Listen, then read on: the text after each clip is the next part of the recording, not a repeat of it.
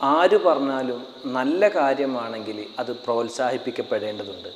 പ്രത്യേകിച്ച് ഈ കലികാലത്തിൽ നമുക്കറിയാം, ആസിഫ് അലി എന്ന് പറയുന്ന നടൻ, അദ്ദേഹത്തിൻ്റെ ജോലി നമുക്കുമായി പൊരുത്തപ്പെടാൻ കഴിയില്ല, ഇസ്ലാമികമായി പൊരുത്തപ്പെടാൻ കഴിയില്ലെങ്കിലും അദ്ദേഹം ചെയ്തൊരു കാര്യം എന്ന് പറയുന്നത് അത് നമ്മുടെ കേരള സമൂഹത്തിന് മാത്രമല്ല ലോകത്തിന് ഒന്നടങ്കം മാതൃകാപരമായിട്ടുള്ളൊരു കാര്യം തന്നെയാണ്.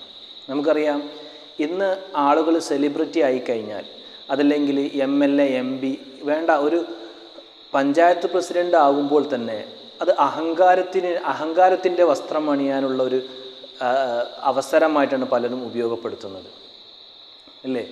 പുഞ്ചിരിച്ചുകൊണ്ട് ജനങ്ങളിലേക്ക് ഇറങ്ങി ചെല്ലേണ്ട ആളുകൾ, ജനസേവകരായ ആളുകളെ സംബന്ധിച്ചിടത്തോളം ജനങ്ങൾ തിരഞ്ഞെടുത്ത ആളുകളാണ്. അപ്പോൾ ജനങ്ങളോട് കൂടുതൽ സ്നേഹത്തോടെ പുഞ്ചിരിച്ചുകൊണ്ട് ജനങ്ങളിലേക്ക് ഇറങ്ങി ചെല്ലേണ്ടവരാണവർ. എന്നാൽ എന്തെങ്കിലും അധികാരം എത്തിക്കഴിഞ്ഞാൽ, അതല്ലെങ്കിൽ സെലിബ്രിറ്റി ആയിക്കഴിഞ്ഞാൽ പിന്നെ സാധാരണ ജനങ്ങൾക്ക് അവർക്ക് പുച്ഛമാണ്. അവർക്ക് പുഞ്ചിരിച്ചുകൊണ്ട് അവരിലേക്ക് ഇറങ്ങിച്ചെല്ലാൻ അവർക്ക് സാധിക്കില്ല, അഹങ്കാരം അവരെ പിടിപെടുകയുന്നുണ്ട്. അപ്പോൾ ഇത്തരത്തിലുള്ള സാഹചര്യത്തിൽ അദ്ദേഹത്തിൻ്റെ പ്രവർത്തനം ആ പൊതുവേദിയിൽ ഒരുപാട് ജനങ്ങൾക്കിടയിൽ ഇടയിൽ വെച്ച് പുഞ്ചിരിച്ചുകൊണ്ട് നല്ല രൂപത്തിൽ ആ പ്രശ്നം പരിഹരിക്കാൻ സാധിച്ചു എന്നുള്ളത് വളരെ വലിയ കാര്യം തന്നെയാണ്.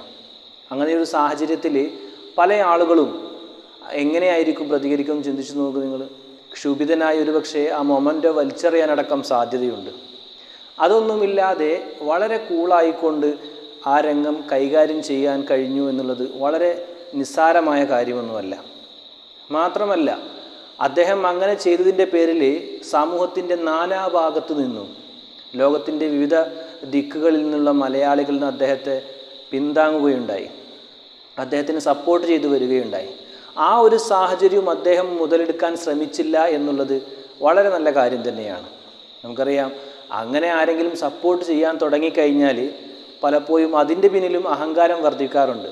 പിറ്റേ ദിവസം അദ്ദേഹം നടത്തിയ പത്രസമ്മേളനം മാതൃകാപരമായിരുന്നു എന്നുള്ളത് വളരെ കൃത്യമാണ്. കാരണം അദ്ദേഹം ഒന്ന് സങ്കടപ്പെട്ട് കരഞ്ഞുകൊണ്ട് ഒന്ന് പരിശ്രമിക്കുകയാണെങ്കിൽ അദ്ദേഹത്തിൻ്റെ ഇമേജ് വർദ്ധിക്കുകയും ഒരുപാട് പിന്തുണ അദ്ദേഹത്തിന് ലഭിക്കുകയും അദ്ദേഹത്തിന് പിന്നീടുള്ള ജീവിതത്തിൽ ഒരുപാട് ഉപകാരപ്രദമാവുകയും ചെയ്യുമായിരുന്നു. പക്ഷെ അതിന് അദ്ദേഹം മുതിരുന്നില്ല. സത്യസന്ധമായി അദ്ദേഹം ആ വ്യക്തിയെ മാക്സിമം സപ്പോർട്ട് ചെയ്തുകൊണ്ട് അദ്ദേഹത്തെ കുറ്റപ്പെടുത്താതെ വളരെ മാന്യമായി കൂളായതുകൊണ്ട് ആ കാര്യം പരിഹരിച്ചു എന്നുള്ളത് മാതൃകാപരമാണ്. നമുക്കറിയാം, നമ്മളെ ഒരുപാട് മക്കൾ വളർന്നു വരുന്നത്, ചെറിയ മക്കൾ വളർന്നു വരുന്നത് മുതിർന്നവരെ കണ്ടുകൊണ്ടാണ്. സെലിബ്രിറ്റി ആവട്ടെ, മന്ത്രിമാരാവട്ടെ, MLA-മാരാവട്ടെ, MP-മാരാവട്ടെ, അവരെയൊക്കെ കണ്ടുകൊണ്ട് വാർത്തകളിലൊക്കെ നിറഞ്ഞു നിൽക്കുന്നത് അവരൊക്കെയാണ്. അപ്പോൾ അവരിൽ നിന്ന് നല്ല പ്രവർത്തനങ്ങൾ ഉണ്ടാകുന്ന സാഹചര്യത്തിൽ അത് സമൂഹത്തിന് ഉപകാരപ്പെടും. നമുക്കറിയാം, നമ്മൾ ഭാഷ പഠിക്കുന്നതും മറ്റുള്ള ഇടപാടുകളൊക്കെ പഠിക്കുന്നതും മറ്റുള്ളവരെ കണ്ടുകൊണ്ടാണ് പഠിക്കുന്നത്.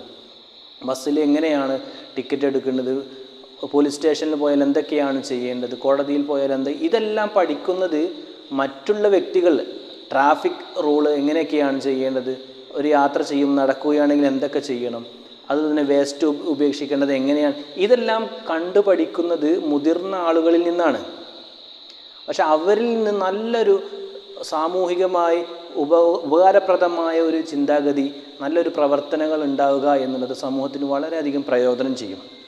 നമുക്കറിയാം, വ്യത്യസ്ത രാജ്യങ്ങളിൽ അവരുടെ ഭൗതിക പഠനത്തോടൊപ്പം അവർ സാമൂഹികമായി ഇടപെടേണ്ട ഒരുപാട് കാര്യങ്ങൾ ഉൾക്കൊള്ളുന്നുണ്ട്, അവരുടെ പഠനത്തിൽ ഉൾപ്പെടിയിക്കുന്നുണ്ട്. അത് നിർബന്ധമായി പഠിക്കേണ്ടതായി വരുന്നുണ്ട്. അപ്പോൾ അത്തരത്തിലുള്ള ആ പഠന രീതി ഇല്ലെങ്കിൽ തന്നെ നമ്മുടെ നേതാക്കന്മാരായ MLA-മാർ, MP-മാർ പോലെയുള്ള ആളുകളൊക്കെ സമൂഹത്തിൽ ഇടപെടുമ്പോൾ ആ ക്ഷുഭിതരായിട്ടുള്ള ആ ഒരു ശൈലി മാറ്റിക്കൊണ്ട് പുഞ്ചിരിച്ചുകൊണ്ട് കാര്യങ്ങൾ അവതരിപ്പിക്കാൻ, അത് സമൂഹത്തിലേക്ക് പഠിപ്പിക്കുകയാണെങ്കിൽ വളരെയധികം ഉപകാരം ചെയ്യും. നമുക്കറിയാം, നബി സല്ലല്ലാഹു അലൈഹി വസല്ലം തങ്ങൾ പഠിപ്പിക്കുന്നുണ്ട്, ത്വാഖത്തുൽ വജ്ഹി സദഖ, മുഖപ്രസന്നതയോടെ പുഞ്ചിരിച്ചുകൊണ്ടാണ് സമൂഹത്തിൻ്റെ ഇടയിലേക്ക് നാം ഇറങ്ങിച്ചെല്ലേണ്ടത്.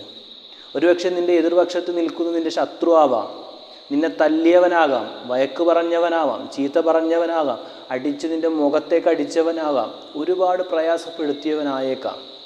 പക്ഷേ അവൻ്റെ മുഖത്ത് നോക്കി പുഞ്ചിരിക്കുക എന്നുള്ളതാണ് അവനോട് ചെയ്യാൻ പറ്റുന്ന ഏറ്റവും വലിയ മധുര പ്രതികാരം.